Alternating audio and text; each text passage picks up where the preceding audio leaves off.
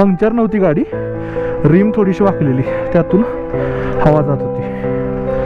So आता हद्द आहे भाई, ती रिम वाकलेली सरळ गेला आणि त्या बाईनं रिम बहुतेक जोरात गेल्यामुळं हे देख इथं फुटले.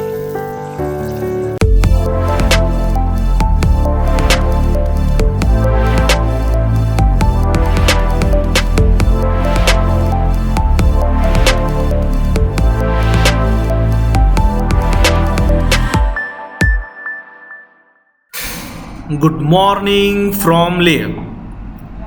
तर 2 दिवस लेहमध्ये राहिल्यानंतर आज आपण चाललो आहे कारगिलला.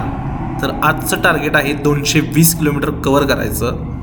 लेह ते कारगिल हे 220 किलोमीटरचं अंतर आहे.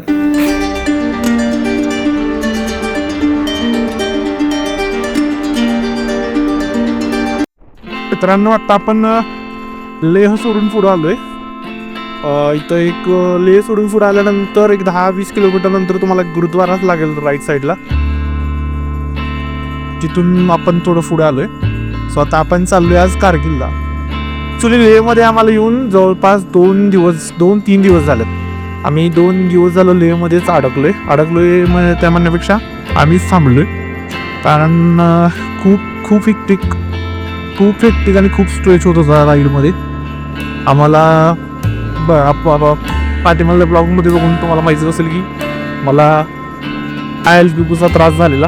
आम्ही जिथं दारच्यामध्ये पहिल्यांदा जे केलेलं कॅम्पिंग, त्यानंतर मला रिकव्हरीला टाईम भेटला नाही. त्यानंतर दुसऱ्या दिवशी पांगला आलो. पांगमध्ये मला आर्मीचं जे मेडिकल कॅम्प असते तिथं घेऊन गेलीत. तिथं मला ऑक्सिजन लावलं. तिथं आपल्या भागातले पण ऑफिसर्स भेटले.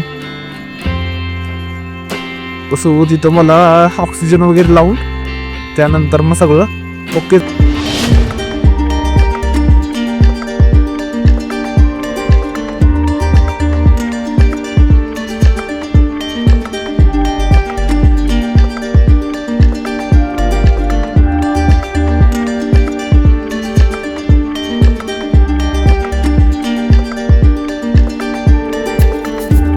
पांगमध्येच थांबलो. ॲक्च्युली पांगमध्ये थांबणं आमचा चुकीचा डिसिजन होता. आम्हाला मिलिटरीवाले की ओरडले की बाई इथं नका थांबू, इथं रात्रीचं ऑक्सिजन डाऊन होतं. बट आमच्याकडे ऑप्शन नव्हता. कारण ॲक्च्युली आम्हाला पांगमध्ये पोहोचायला 6 वाजलेले ऑलमोस्ट. आणि 6 वाजता तिथून पुढं जाण्यात काही अर्थ नव्हता. सो त्यांना आम्ही सांगितलं की आम्ही बाईकवरून वगैरे आलं. ठीक आहे बोलली, काही रात्रीचा प्रॉब्लेम आला तर तुम्ही इकडे बिनधास्त या. सो असा काहीसा. त्यानंतर पांगमधून आम्ही डिरेक्ट लेहला पोचलो. आणि लेहला आल्यानंतर त्या दिवशी आराम केला. दुसऱ्या दिवशी पण आम्ही आराम केला. थोडं मार्केटला जाऊन आलो. मॉनेस्ट्री लेह महाल बघून आलो. लेह पॅलेस बघितला. त्यानंतर लेह मार्केट फिरलो. लेह मार्केटमध्ये शॉपिंग केली. भरपूर शॉपिंग केली मी. तर तेवढं शॉपिंग आता कसं घेऊन जाणार आहे माझं मला माहीत. ऑलरेडी एवढं सामान रचले बा आणून शिपच.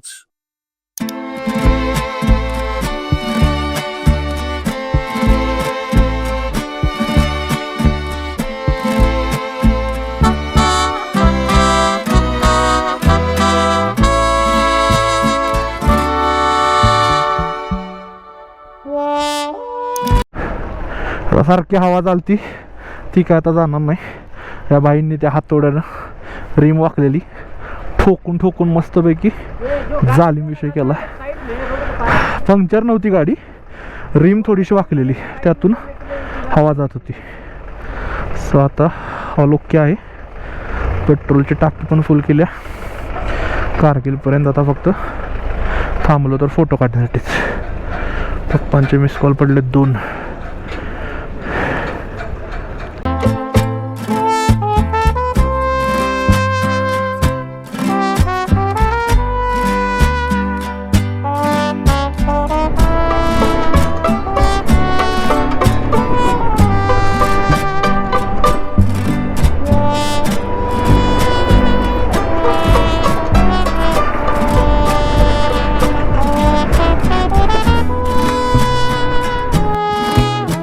Feel the curve, don't hug them.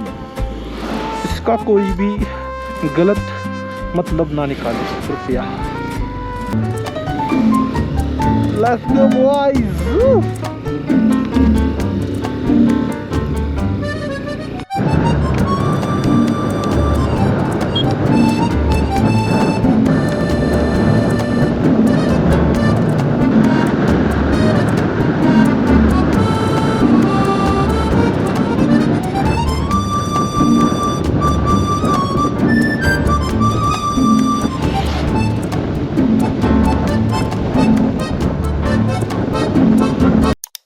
हद्द आहे भाई.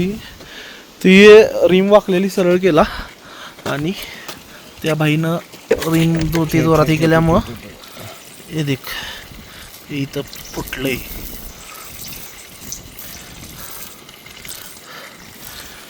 गजब गजब हो रहा है भाई. और कितना सताएगी. नमू नमू नमू नहीं नमू नमू नींबू नीमू नीमू नीमू में रुका था मैं. नींबू में. हाँ, अच्छा नीमू में किया उसने गलत किया. और उसने बहुत जोरों से मारा. मुझे लगा सही हो गया. हाँ अभी तो ये पूरा बदलना पड़ेगा मेरे को. भाई अजून काय काय करणार आहे सांग लागलीच. वात आणलास. सॉरी सॉरी ते न केलाय सोड. तू काय केला नास. ये क्या है अपने पास. ये एमसील और ये है काफी. बहुत जुगाड़ बन ही जाएगा. देसी जुगाड़. रिम से लेंगे हम आज. वो भी एमसील की मदद से. अब इसको पहला ना क्लीन करना पड़ेगा.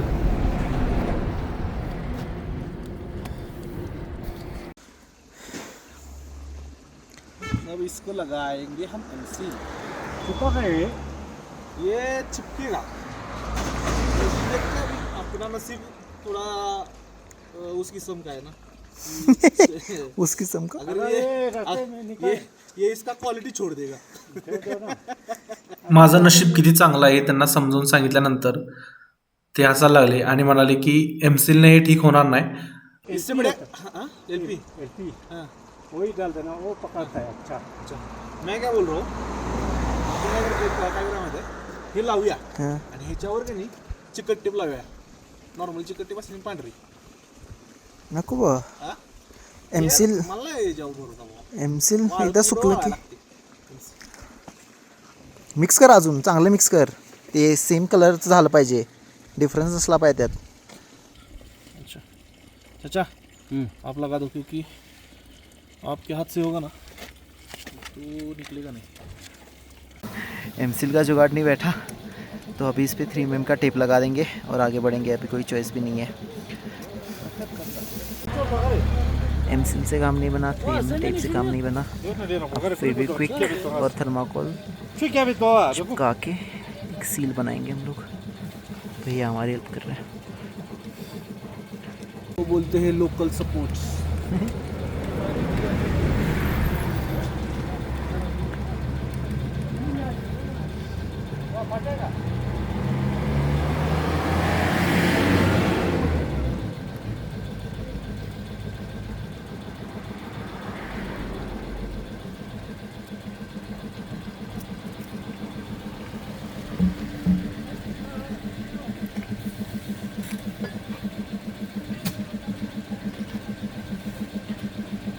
पहिल्यांदा आपण एमसील लावलेलं त्याचा काय उपयोग झाला नाही. हवा मारली फुगलं ते. त्यानंतर आम्ही आमचं डोकं चाललं की आम्ही 3mm टेप लावणार. पण इथले लोकल्स आहेत त्यांनी म्हणलेत की इथं LP एक लिक्विड मिळते आपल्या. सो ते लावूया. ते वितळवून त्यांनी थर्माकोल टाकलं. थर्माकोल वितळवला आणि अशी पेस्ट बनवल्या. आता ही पेस्ट दगडासारखी झाल्या. तर ह्यातनं हवा येण्याचे चान्सेस कमी आहेत म्हणजे नाहीच आहेत असं मला वाटाली. तरी पण चाचा हो गया का. उसमें से वो निकाला तो वो लगाया गया.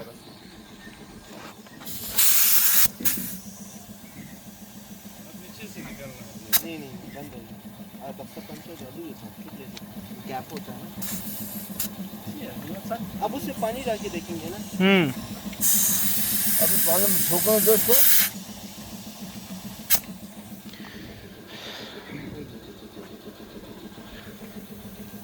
हो गया. सक्सेस हो गया. ओहो 40.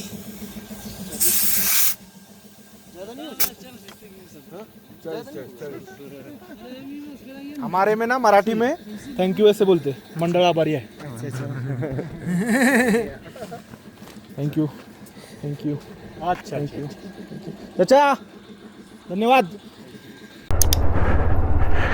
भाई काश्मीर साईडला काय नजारे आहेत यार. अजून म्हणजे काश्मीर आलं पण नाही आहे. काश्मीर अजून इथून 350-400 किलोमीटर असेल अंदाजे. पण काश्मीरची ब्युटी, जर तुम्हाला ॲडव्हेंचर करायला जायचं आहे तर तुम्ही लेहला जाऊ शकता. But if you want beauty then come to Kashmir. जबरदस्त व्ह्यूज आहेत, जबरदस्त लँडस्केप्स आहेत.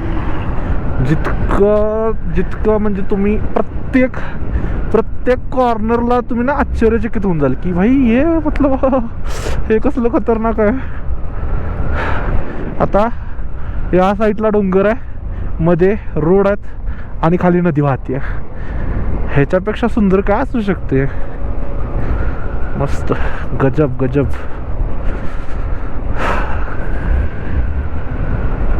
लेह सोडताना मन थोडं जड होत होतं. इथे प्रत्येक डोंगर, प्रत्येक रस्ता आपलासा झाला होता.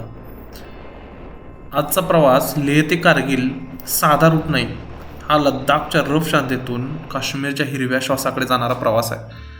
NH1 वरचा हा रस्ता, जिथे लँडस्केप हळूहळू बदलायला लागतं, बर्फाळ डोंगर मागे पडतात आणि त्या जागी हिरवळ नद्या आणि जिवंतपणा दिसायला लागतो.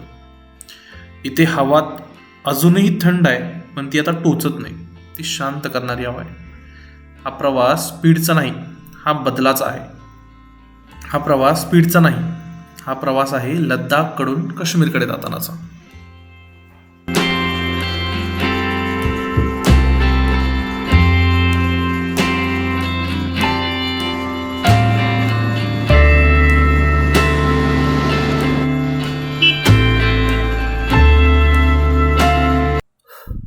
ऑलमोस्ट 220 किलोमीटरचा प्रवास करून आपण कारगिलमध्ये पोचलो. लेह ते कारगिल हे ऑलमोस्ट 210 ते 220 किलोमीटर अंतर आहे. आजचा दिवस खूप म्हणजे खूप लांब गेला, कारण गाडीने खूप मध्ये त्रास दिला. फायनली कारगिलमध्ये पोचायला आम्हाला अंधार झाला. 9 वाजता कारगिलमध्ये पोचलो आम्ही आणि नेहमीप्रमाणे बुकिंग वगैरे काय केलेलं नाही. आता इथं आलो. आब्या 2022 साली ज्या हॉटेलला राहिलेला त्याच हॉटेलला राहायचं ठरले. आता त्या हॉटेलला कुठं आहे बघायला लागलो आम्ही. आता